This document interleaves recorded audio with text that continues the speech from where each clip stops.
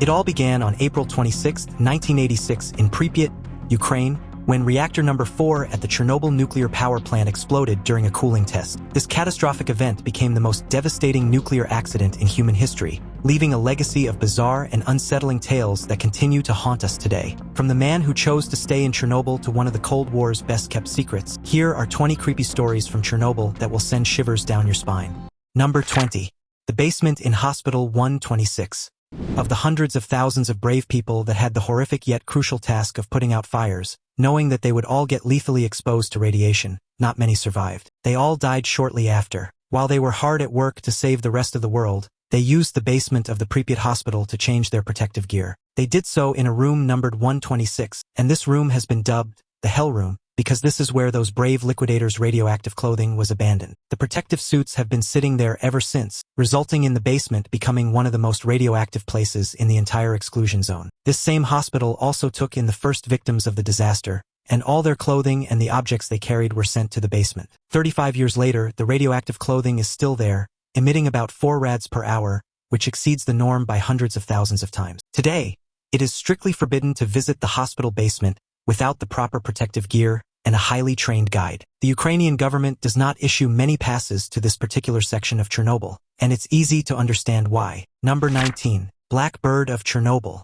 Legend has it that in the days leading up to April 26, 1986, a supernatural creature was seen in the sky over Chernobyl by many of the men in the nuclear power plant's control room. They also claimed to have seen this terrifying creature just before the explosion. However, it has become one of those fables that is difficult to investigate because it's based on the stories of people who died due to radioactive contamination. It all started when 5 workers claimed to have seen a large, dark, headless creature with gigantic wings and red eyes of fire. From then on, the Chernobyl workers realized that their experiences were strangely similar, some suffering from horrible nightmares, while others received threatening phone calls. These encounters were not only limited to the workers, but also to the people who lived around the nuclear power plant, who began to experience a series of strange events revolving around the sightings of a mysterious creature described as dark, with large wings and piercing red eyes. People affected by the phenomena also experienced nightmares and had encounters with the winged beast. Some of the workers reported their strange experiences to facility supervisors, but there was little they could do,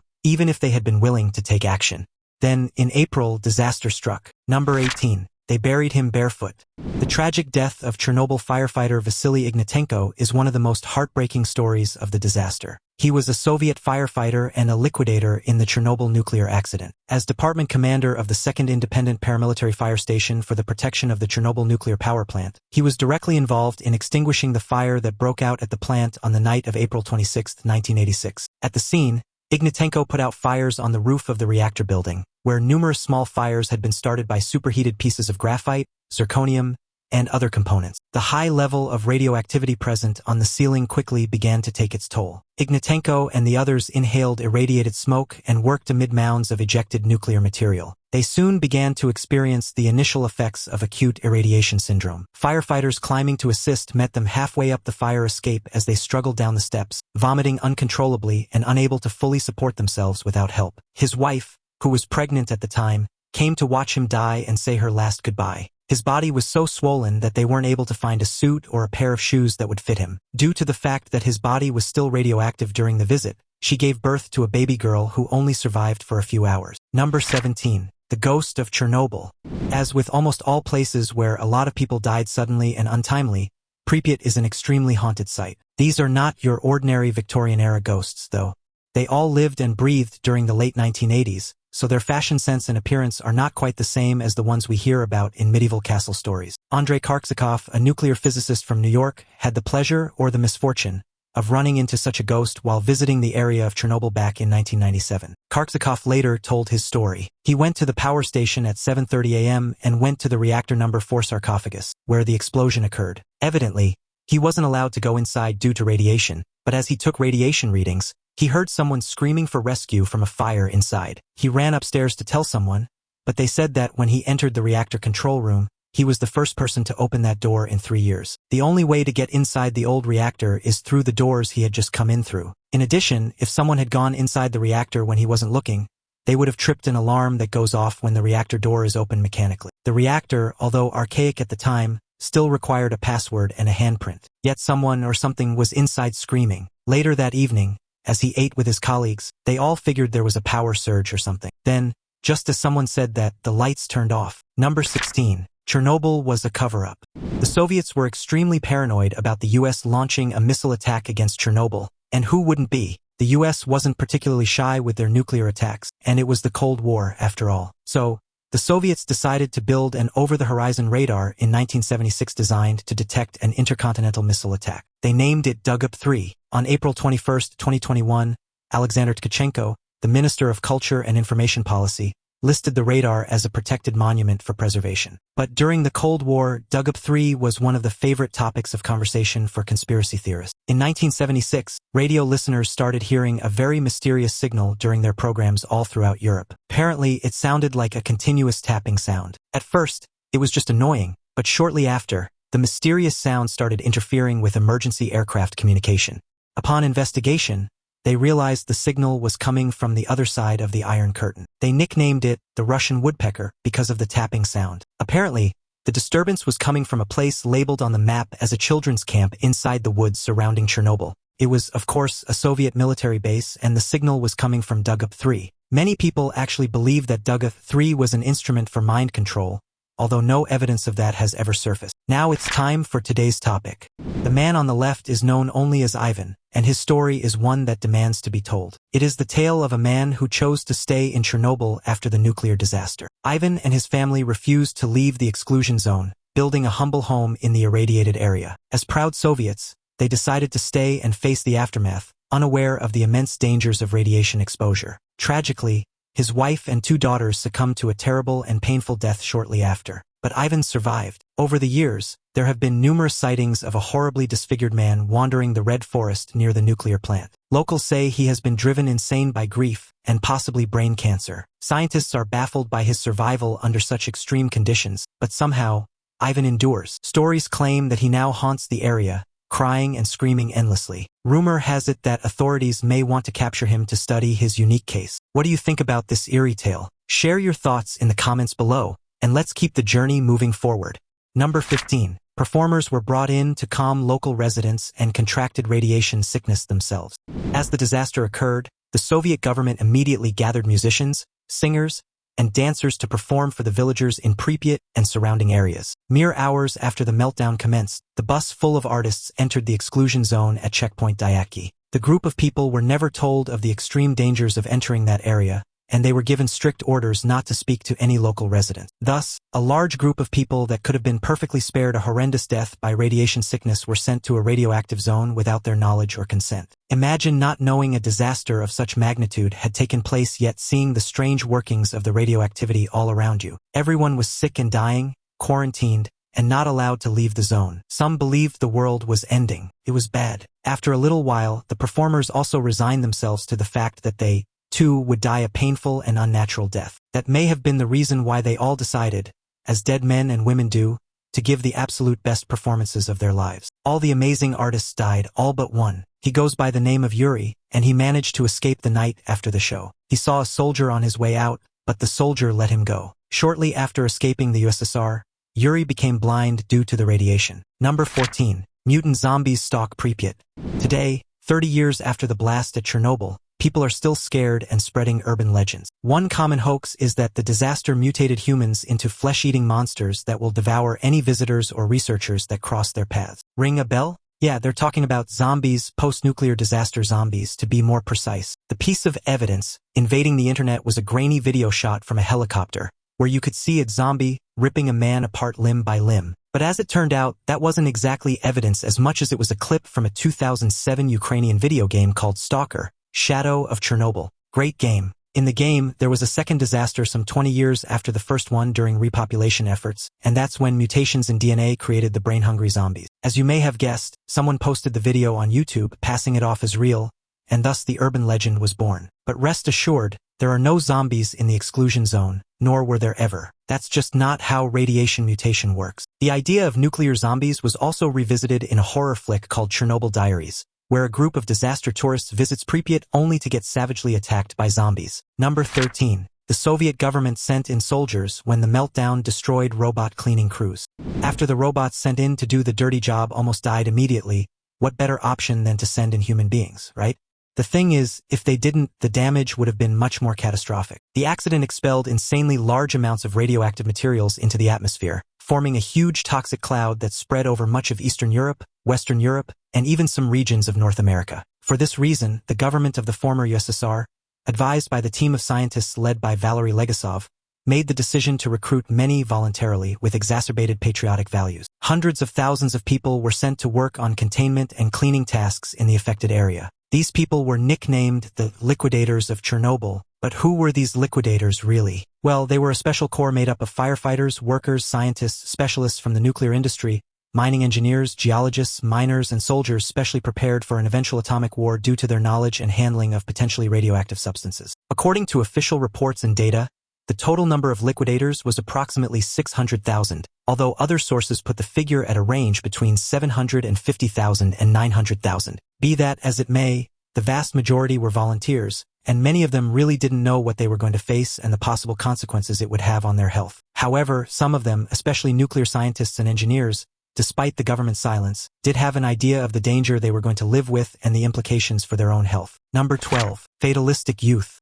As an unexpected side effect of the meltdown, 35 years after the disaster, reports say that the negative effects of released radiation are far less than previously thought. In other words, it's safer than predicted. However, the impact on the psychology of those living in the areas surrounding the exclusion zone is another story. A 2-year study conducted by hundreds of scientists, economists, and health experts from Belarus, Russia, and Ukraine, a group called the Chernobyl Forum, commissioned it with the help of the United Nations. The results are terrifying. They concluded that the population was suffering from something they called paralyzing fatalism, which means an extreme lack of confidence, lack of control over their futures, and overtaking fatalistic behavior. Among this group of people, stress-related illnesses are very common, and it affects a large part of the population in Russia, Belarus, and Ukraine. After all, a traumatic disaster doesn't only have a physical aftermath. Psychological well-being is equally important. The report concluded that governments must imperatively find ways to inform their publics about the Chernobyl accident to address the fears and myths still connected to it.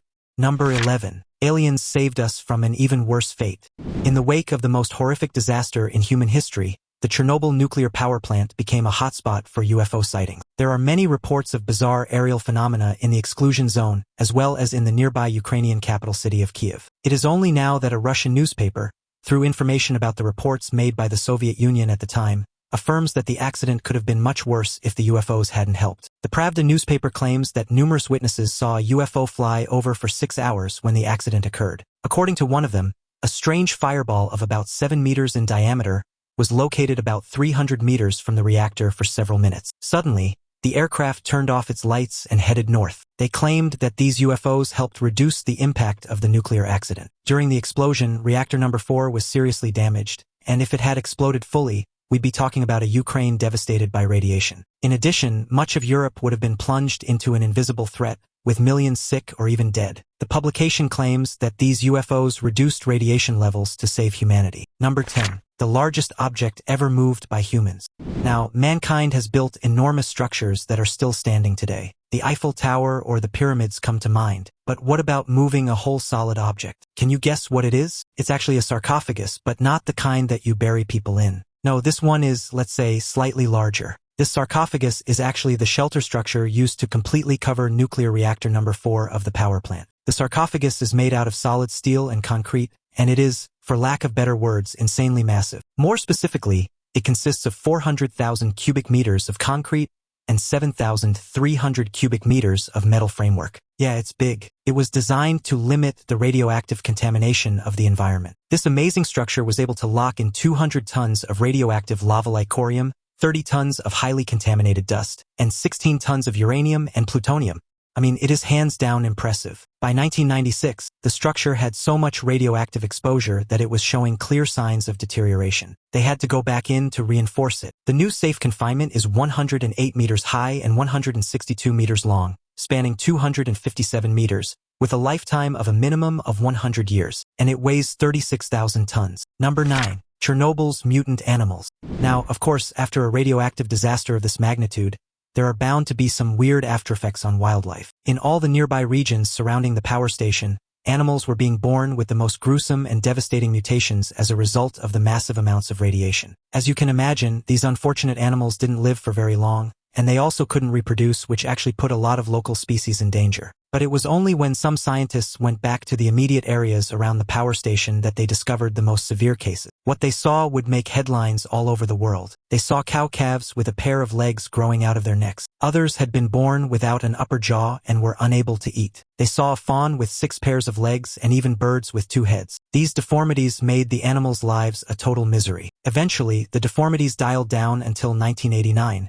When the number of deformities unfortunately spiked again. Scientists believe it could be a result of radiation released from the sarcophagus intended to isolate the nuclear core. In 1990 alone, around 400 deformed animals were born. Most deformities were so severe that the animals only lived a few hours. Number 8. Chernobyl HIV. There was a terrible rumor going around that the survivors of the Chernobyl disaster and their relatives had some kind of contagious illness. They called it the Chernobyl HIV. They said that this disease could be spread to healthy people, and it was very serious. But as it turns out, none of it was true. According to Glenn Browner, a former congressman, this horrific stigma impacted the local economy in a very negative and devastating way, as many companies were reticent to invest in the affected areas. The fake claim also contributed to the further isolation of the people who had already been through enough pain as it is, losing loved ones and their homes due to the meltdown. Because of that malignant rumor, the Chernobyl incident is now affecting 3 generations of people, with the latest being the grandchildren of Chernobyl. In fact, reports dating back to 1990 already used the term Chernobyl AIDS, referring to the increase in immune deficiency diseases in the aftermath of the disaster. There's no reason to ostracize a group of people that have been to hell and back, especially because of an untrue rumor. Number 7. An entire village was bulldozed, only its kindergarten remains standing. Located only 4 kilometers south of the Chernobyl nuclear power plant, Kopachi was a small and prosperous town. When the accident occurred, its population of 1,114 inhabitants was mainly young workers and families. As a result of the catastrophe, the entire village was heavily contaminated. In addition to being evacuated, all its wooden houses had to be demolished and buried. Since then, it has remained underground. Burial was not the best solution, as both buildings and contaminated land were buried in hastily dug pits, allowing radioactive isotopes to seep into the earth and pollute the waters. The authorities never acknowledged the fact that these highly contaminated houses transmitted radiation to the groundwater, allowing for the problem to continue without a solution. All that remains of the old village today is a slowly crumbling nursery school and a ceramic memorial honoring the heroes of World War II. The maintenance of this memorial is carried out by the staff of the power station. Nearby, a series of mounds topped by a sign of radioactivity is the only evidence of what was once the location of the houses within the town. Number 6. The Elephant's Foot. The Chernobyl basement that has the honor of being the most dangerous place in the world. Could you imagine a place where spending an hour in it causes death? That place exists, and to this day, it remains one of the most mysterious areas in the world. When Reactor 4 began to act unexpectedly, suffering a considerable increase in power and leading to overheating of the core, despite efforts to stop the problem, the situation led to a brutal explosion of accumulated hydrogen. This was the most serious nuclear accident in history, with 31 direct deaths due to the deflagration and more than 200,000 due to radiation. However, once the situation was stabilized, it wouldn't be until many weeks later that the real consequences of what happened began to be known. And in one of those visual inspections many months after the explosion, the unexpected was found, the elephant's foot. The result of the explosion was corium, a material consisting of the mixture of nuclear fuel, fission products, control rods, structural materials of the affected parts of the reactor, products of its chemical reaction with air, water, steam, and molten concrete from the floor of the reactor room. All this ended up in the same place, a mysterious basement where a huge amount of polluting material accumulated. Access to this day is still a pipe dream. Number 5. Why hundreds of thousands of women ended their pregnancies after Chernobyl.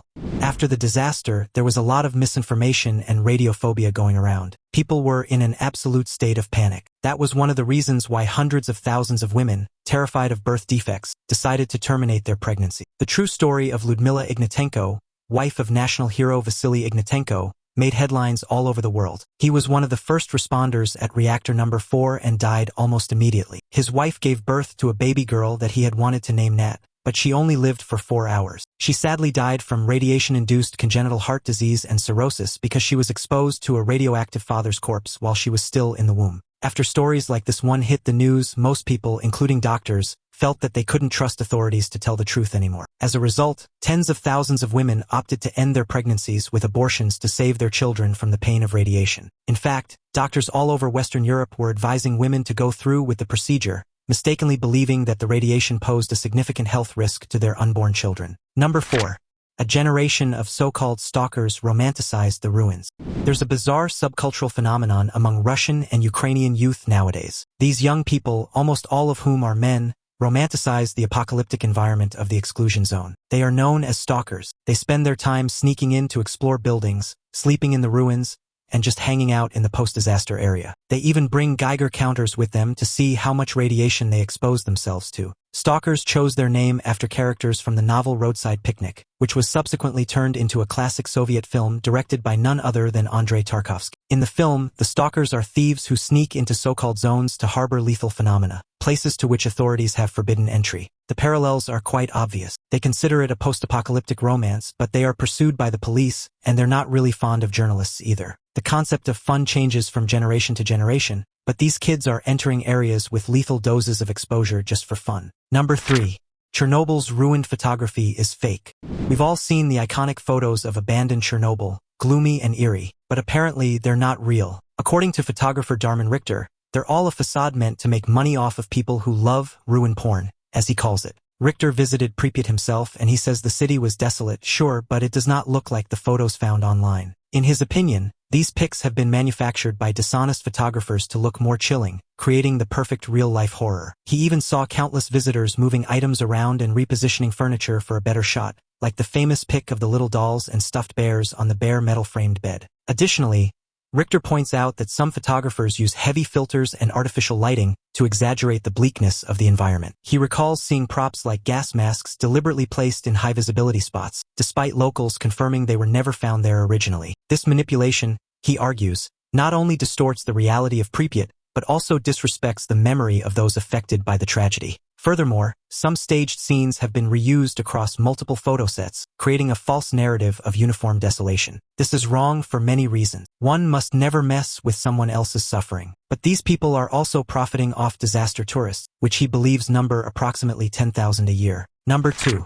Survivors seek immortality. Story has it that a Russian scientist who somehow managed to survive the nuclear disaster ended up moving to a small Greek island called Gavdos. He took with him 6 other survivors. When I say small island, I mean there are only 50 permanent residents there now. After going through such a horrific and traumatic experience, it's perfectly understandable to just move to a paradisiacal island and live a quiet and simple life. But it would seem that some people believe that the scientist moved there seeking eternal life, which he would use to take over the entire world. Strangely, locals report sightings of strange lights at night emanating from the commune, sparking theories about secret experiments taking place. Some even claim to have heard faint, otherworldly sounds coming from the compound during the early hours of the morning. The group is also known to avoid discussing their past, fueling rumors that their intentions might not be as peaceful as they appear.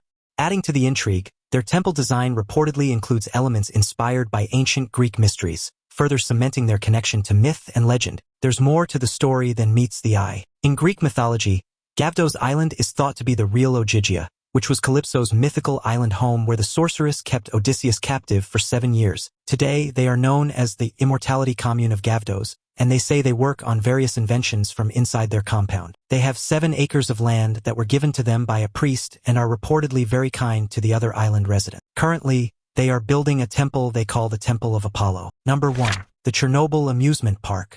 It's difficult to mash together modern history's most devastating nuclear disasters and an amusement park where people go to enjoy themselves and live their best life. That's why the fact that there's still an abandoned carnival within the exclusion zone is nothing more than unsettling and eerie. But nevertheless, it is there. The Pripyat Amusement Park was a brand new project that was supposed to have its grand opening on May 1, 1986, just in time for May Day celebrations. For obvious reasons, this never happened. So not only is this carnival in one of the most lethal places on Earth, but it actually never opened. It has never been used. Nobody has ever been on these rides. Almost poetic, isn't it? Actually, this extreme dichotomy is such a powerful one. The most iconic symbol of Chernobyl is its massive and abandoned Ferris wheel. That attraction would have brought so much joy and good memories for all the families living in Pripyat, but it never had the chance to do so. Today, the entire park has been reclaimed by nature, with trees and plants growing everywhere.